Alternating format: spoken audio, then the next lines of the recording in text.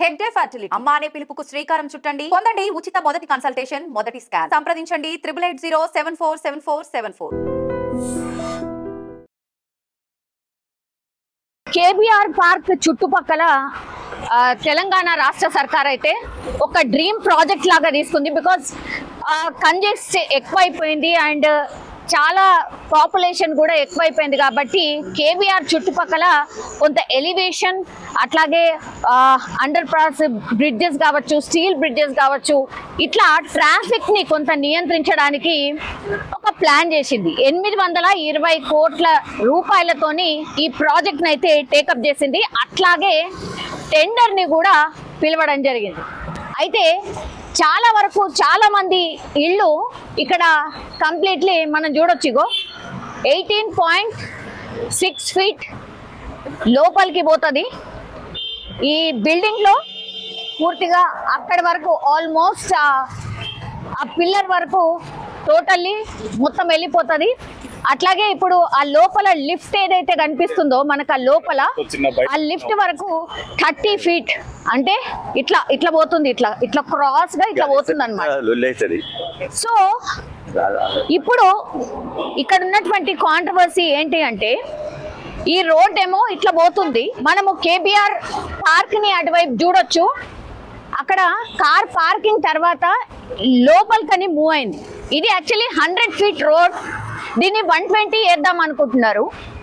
So ఏమైపోయిందంటే ఆ cross గా వెళ్ళేటప్పటికి అక్కడ ఓన్లీ 85, అంటే అటువైపు ఇటువైపు కలిపితే 100 ఫీట్ లేదు, 85 ఉంది. అందుకని ఈ బిల్డింగ్ ది లోపలగా ఇట్లా క్రాస్ గా పోతున్న పరిస్థితి.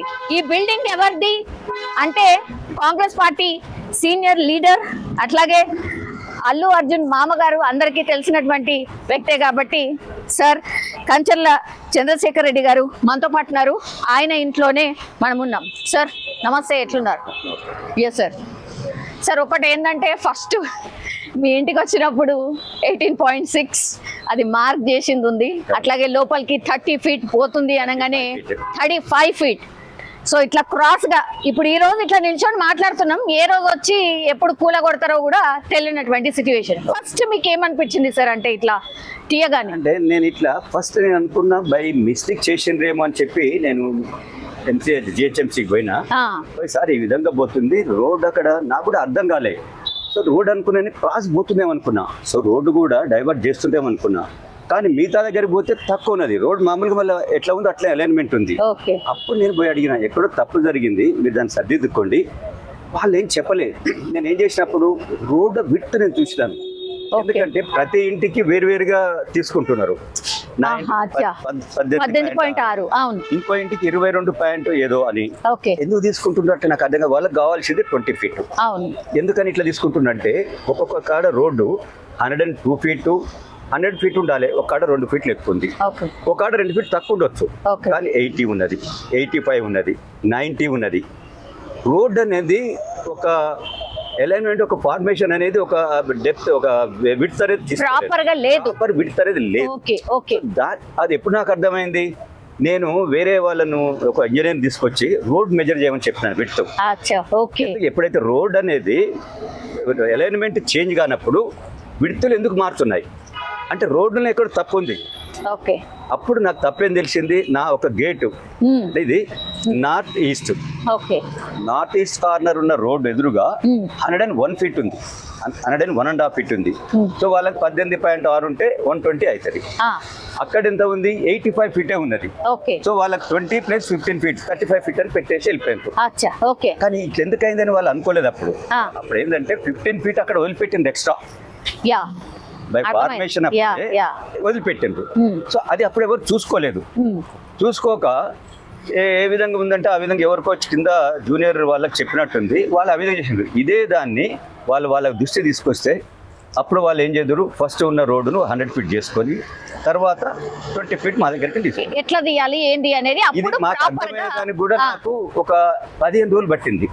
అప్పుడు అర్థం కాలే ఎందుకు ఈ విధంగా అయింది, రోడ్ ఏమో చేంజ్ అయిపోతలేదు, కానీ ఈ విధంగా ఎందుకు తీసుకుంటూ అందరూ మనం పానిక్ అవుతాం కదా, పోతుంది అది పోతుందని.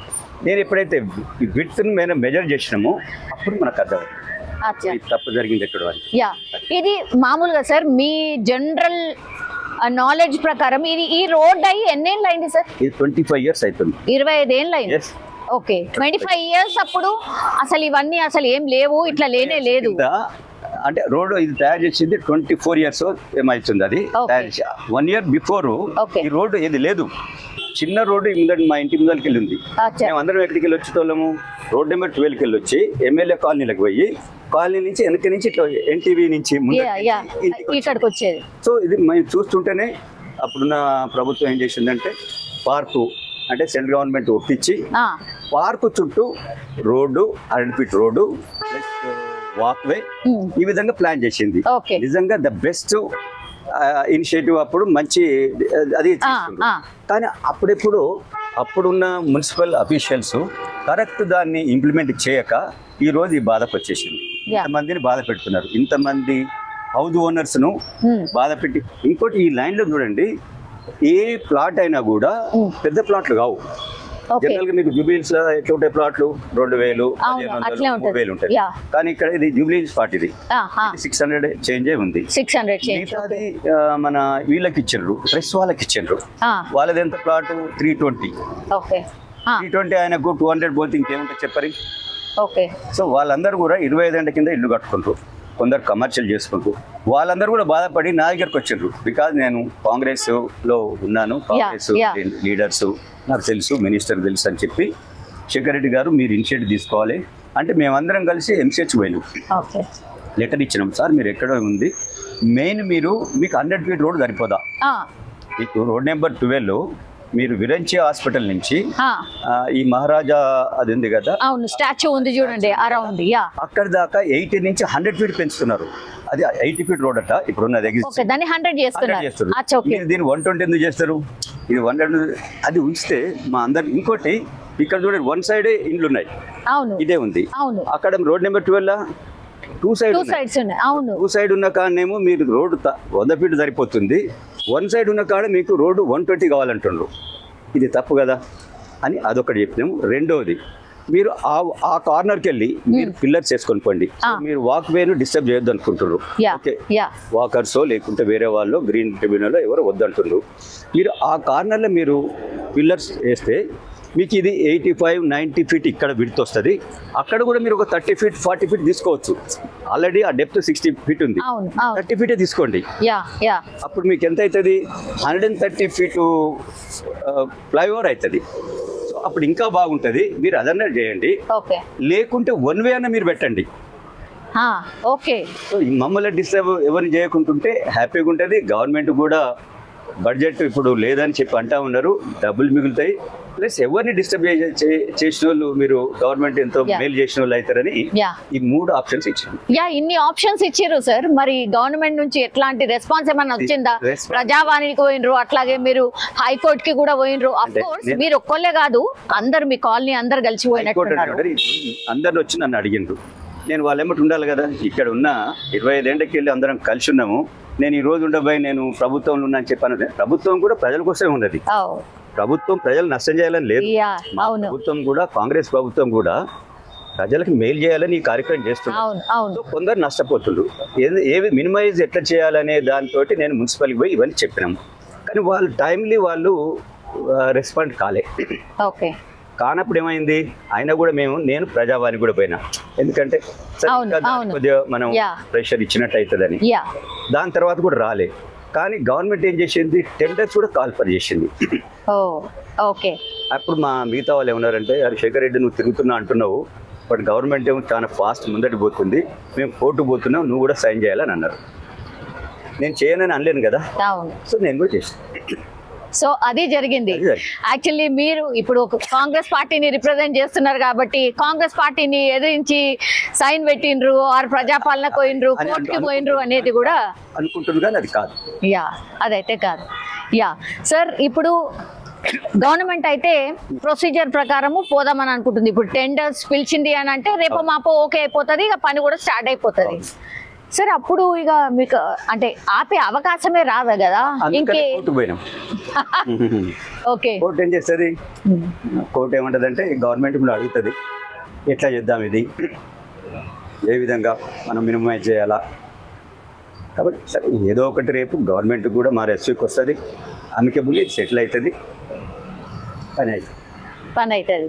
యా, అందరు ఏమనుకున్నారంటే సార్ అసలు ఇది ఒక చిన్న అడుగు కూడా పోవద్దు అట్లా అనుకున్నారేమో అని అనుకున్నారు. నిజం చెప్పాలంటే కూడా నో, అది కాదు.